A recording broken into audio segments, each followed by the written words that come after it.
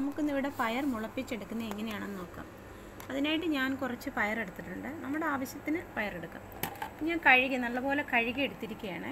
കഴുകി ഞാനിപ്പോൾ ഇതുപോലൊരു പാത്രത്തിലാണ് എടുത്തിരിക്കുന്നത്. നമുക്ക് ഇഷ്ടമുള്ള പാത്രത്തിലെടുക്കാം. ഞാനൊരു പ്ലാസ്റ്റിക് പാത്രത്തിലാണ് എടുത്തിരിക്കുന്നത്. ഇനി ഇതിനകത്ത് കുറച്ച് വെള്ളം ഒഴിച്ച് കൊടുക്കാം.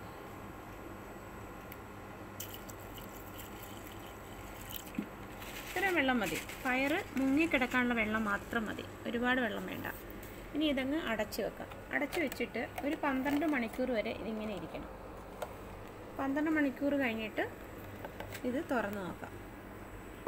ഇതിപ്പോൾ 12 മണിക്കൂർ കഴിഞ്ഞിട്ടുണ്ട്. ഇത് നമുക്കൊന്ന് തുറന്ന് നോക്കാം.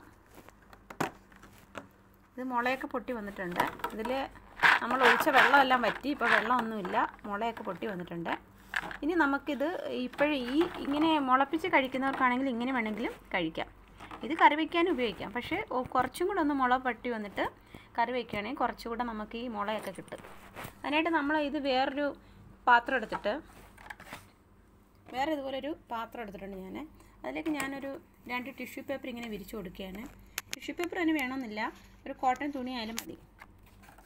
ഞാനിപ്പോൾ 2 ടിഷ്യൂ പേപ്പർ വിരിച്ചു കൊടുത്തിട്ടുണ്ട്. ഇനി അതിലേക്ക് ഇതിട്ട് കൊടുക്കാം.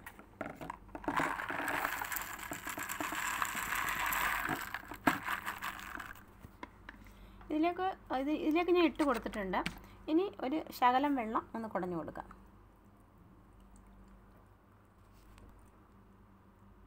കുടഞ്ഞു കൊടുത്തിട്ടുണ്ട്.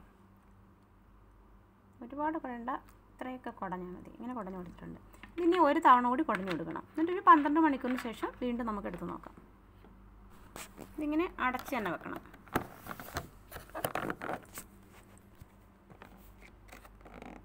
വീണ്ടും 12 മണിക്കൂർ കൂടെ ആയിട്ടുണ്ട്. നമുക്കിതൊന്ന് തുറന്ന് നോക്കാം. കുറച്ചുകൂടെയൊക്കെ മുള പൊട്ടിയിട്ടുണ്ട്. ഇനി ഒന്നുകൂടെയൊക്കെ ഒന്ന് പൊട്ടാനുണ്ട്. നമുക്ക് ഒരല്പം വെള്ളം തളിച്ച് കൊടുക്കാം.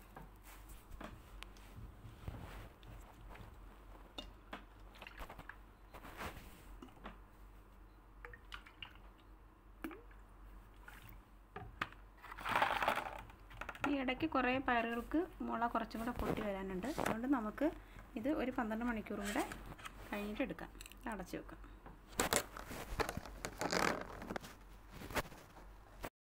വീണ്ടും ഒരു 12 മണിക്കൂർ കൂടെ ആയിട്ടുണ്ട്. നമുക്കത് തുറന്ന് നോക്കാം. ഇതെല്ലാം മുളയൊക്കെ പൊട്ടിയിട്ടുണ്ട്. എല്ലാം മുള പൊട്ടി വന്നിട്ടുണ്ട്. ഇത് കറി വെക്കാനുള്ള പരുവായിട്ടുണ്ട്. ഇതൊരു പാത്രത്തിലേക്ക് തട്ടിയിട്ട് നോക്കാം.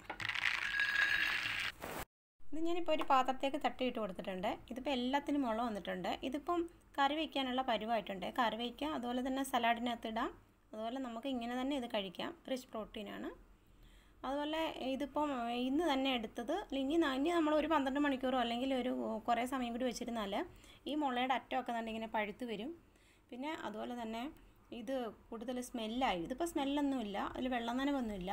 അതിൽ ഈ ടിഷ്യൂ വെച്ചതുകൊണ്ട് വെള്ളം നനവുണ്ടെങ്കിൽ ഈ ടിഷ്യൂ വലിച്ചെടുക്കും. കോട്ടൺ തുണി ആയാലും മതി.